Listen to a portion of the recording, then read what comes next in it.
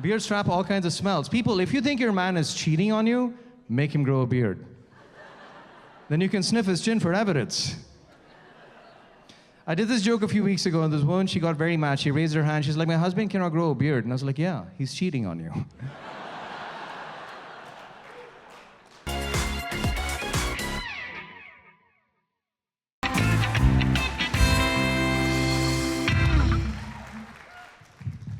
Bonsoir. Yeah, I'm a programmer by race.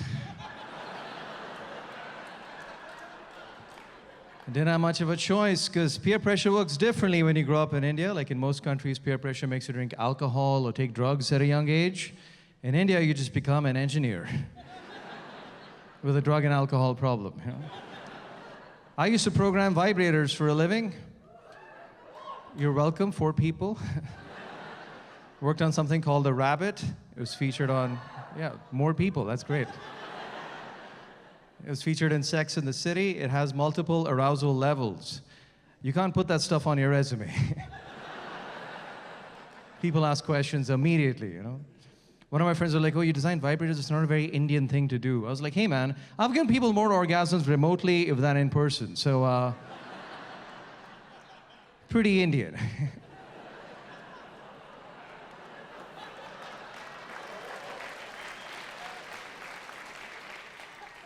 It's good to see you all at an indoor comedy show. We didn't have this for a couple of years. I was running a bunch of outdoor comedy shows, and it's a lot of stress. You have to get a venue, you have to get electricity, you have to get propane tanks for heat. At one point, I was driving around with 6 propane tanks in my Honda CR-V, looking like this. Just hoping I don't get pulled over by the cops, because there's going to be a lot of questions. What are you doing at 6 propane tanks? It's for a comedy show. Where is it happening? It's a secret location? Why is there a secret location? We want to pack in as many people as possible. Maximize our impact, you know? It doesn't help that I have this look, you know, they say that when you have a beard, it looks suspicious. I think it's complete nonsense. Beards keep you honest, because this is a walking forensic lab, you know? Beards trap all kinds of smells. People, if you think your man is cheating on you, make him grow a beard. Then you can sniff his chin for evidence. I did this joke a few weeks ago, and this woman, she got very mad. She raised her hand. She's like, my husband cannot grow a beard. And I was like, yeah, he's cheating on you.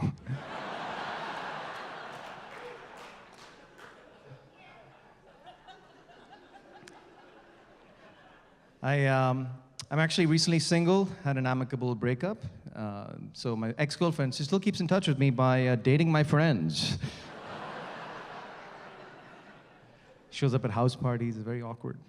I just have more cake, you know. All my friends are married and they're part of the institution, and they invite me to these house parties, and I realized very quickly that I have nothing in common to share with them because they've got real problems, they've got real issues. Like my friends are complaining, it's so expensive to live in this place, we can't buy a house here, can't send our kids to a good school district, what are we gonna do? And I was like, hey guys, I think we've got bigger problems. The chips at this party are stale. The beer is warm, and where's the weed? And they were like, this is a kid's birthday party. What the hell is wrong with you, man? You're still single in your 30s? I was like, being single in your 30s is the best time of your life, because you can hook up with someone in their 40s or their 20s and no one cares. If you're in your 20s and you hook up with someone in their 40s, you've probably got a drinking problem. And if you're in your 40s and you hook up with someone in their 20s, you're in a midlife crisis that is going very well. That is an excellent midlife crisis, you know? I think I'm going through a midlife crisis myself, you know, like, you know, because I've been, you know, like, moving all across America. Dating in America is always awkward, you know, because this whole ghosting phenomenon is very foreign to me. Like in my family, if you don't respond to a text message within a day, we assume the worst. We assume that you're either kidnapped or you're dead. I would go on these dates with these women, and they wouldn't respond for second dates. I was like, damn, dude, this country is so unsafe. All these women keep disappearing. Every date seems like a Law and Order episode. I bumped into one of them a few weeks ago. I was like, I thought you were dead. And she's like, please leave me alone.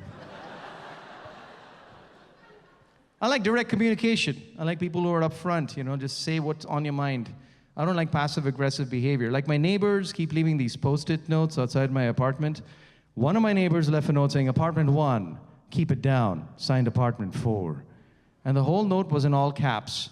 So I replied, hey guys, thanks, but why are you yelling?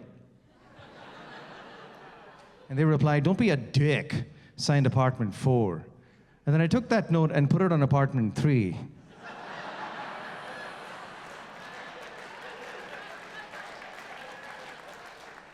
Which is where my landlord lives, so apartment 4 is now vacant, guys. You can move in, Yeah. I like people who are upfront. I don't like people who are shady with their communication. Politicians do this all the time, That's why I think Trump's going to make a comeback. He's just going to start speaking Spanish to get more votes.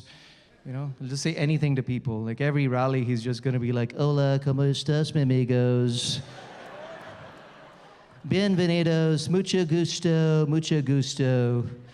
Gusto is a good friend of mine. All his insults are going to be in terrible Spanish, right? Biden, puta madre, puta madre. He's a grande puta with a poquito pecker. Yeah, folks, you just heard an Indian guy do a Trump impression in Spanish.